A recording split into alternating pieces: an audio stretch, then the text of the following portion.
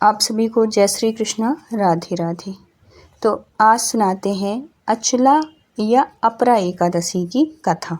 अपरा एकादशी को ही अचला एकादशी कहा जाता है। तो इस बार जो एकादशी है, अपरा एकादशी है, वो 13 मई को है।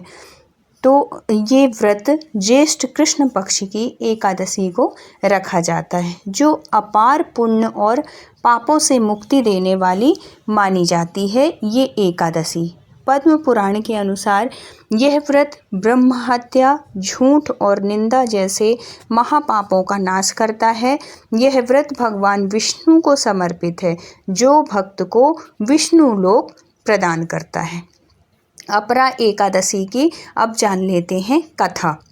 तो पौराणिक कथा के अनुसार प्राचीन काल में महीध्वज नामक एक बहुत ही धर्मात्मा राजा राज्य करते थे।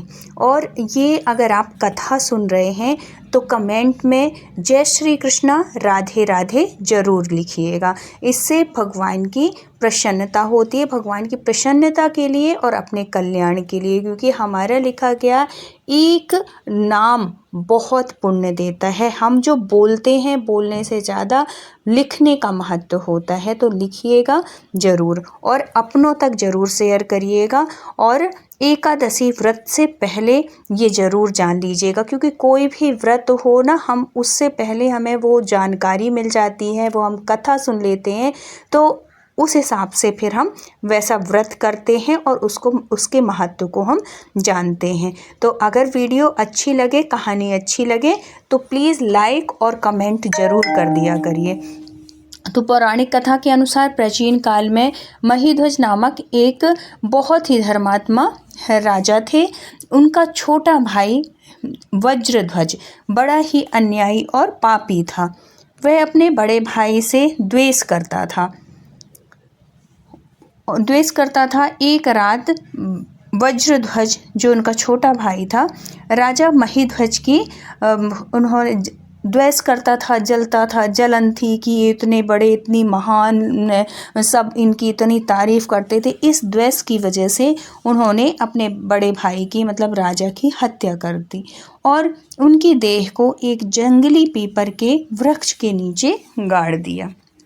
राजा की अकाल मृत्यु के कारण उनकी आत्मा जो थी वो प्रेत आत्मा बन गई, मतलब वो जो थे वो प्रेत आत्मा बन गए, इतने दान पुण्य करने के बाद भी। इसलिए कहते हैं अकाल मृत्यु का बहुत दोष लगता है, चाहे वो हमारे खुद के द्वारा हो या कैसे भी हो, वो उसको प्रेत योनि मिलती है। इसीलिए जब जिसकी भी इस तरीके की मृत्यु होती है ना, तो भागवत सुनाना चाहिए, भागवत पुराण, गीता का पाठ या ये इस तरीके धार्मिक कार्य जरूर करना चाहिए। अब क्या होता है कि वो जो राजा थे वो प्रेत बनकर उसी पीपल के वृक्ष पर रहने लगे और भयंकर उत्पात मचाने लगे। उधर राजा की पत्नी धर्मपरायण थी, जो एकादशी का व्रत किया करती थी। एक दिन धौम्य नामक ऋषि वहाँ से गुजरे। उन्होंने अपने तपोबल से प्रेत के उत्पात का कारण जान लिया, क्योंकि ऋषियों के पास तो बहुत शक्ति होती है, बहुत भगवान की कृपा होती है, वो त्रिकालज्ञ होते हैं, उन्हें सब कुछ पता होता है। ऋषि ने प्रेत योनि में भटक रहे राजा को पीपल के पेड़ से नीचे उतारा और प्रेत योनि से मुक्ति पाने के लिए अपरा एकादशी का व्रत करने का उपदेश दिया। प्रेत को ही ऋषि के आदेश पर राजा की पत्नी ने, ये जो वो थे ना ऋषि थे, उन्होंने रानी को उपदेश दिया था। तो रानी ने ही उनके निमित्त, अपने पति के निमित्त एकादशी का बड़ी श्रद्धा के साथ पालन किया था। वो एकादशी थी अपरा एकादशी। उसका पुण्य उनके पति को दिया गया। एकादशी व्रत के प्रभाव से राजा को प्रेत योनि से मुक्ति मिल गई और वह दिव्य शरीर धारण कर स्वर्ग चला गया। अब व्रत का महत्व और फल। तो इस एकादशी का अपार पुण्य होता है। इस एकादशी का नाम ही अपरा है, जिसका अर्थ है अपार पुण्य देने वाली। इससे पापों का नाश होता है। यह एकादशी ब्रह्म हत्या, झूठी गवाही और गुरु की निंदा जैसे पापों से भी मुक्ति दिलाती है। अश्वमेध यज्ञ के समान इसका फल मान्यता है कि यह व्रत करने से अश्वमेध यज्ञ करने के समान फल प्राप्त होता है।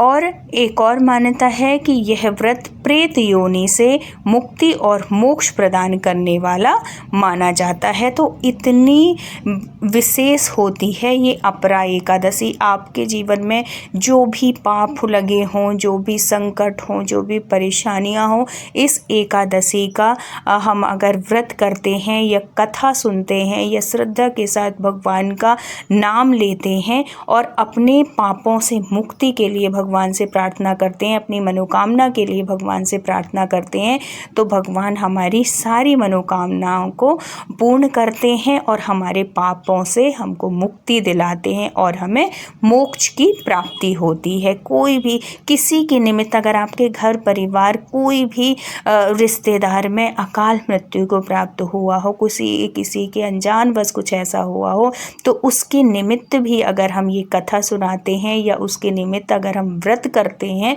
तो उसको मोक्ष की प्राप्ति होती है। और ये बहुत ही पुण्यकारी होता है अगर हमारे द्वारा किसी भी जीव का भला होता है। तो अगर जानकारी अच्छी लगी हो, कथा अच्छी लगी हो, तो प्लीज़ लाइक, शेयर और कमेंट ज़रूर करिएगा। और चैनल में न्यू है तो ज़रूर सब्सक्राइब कर लीजिएगा। फिर मिलते हैं किसी अच्छी धार्मिक कथा कहानी के साथ।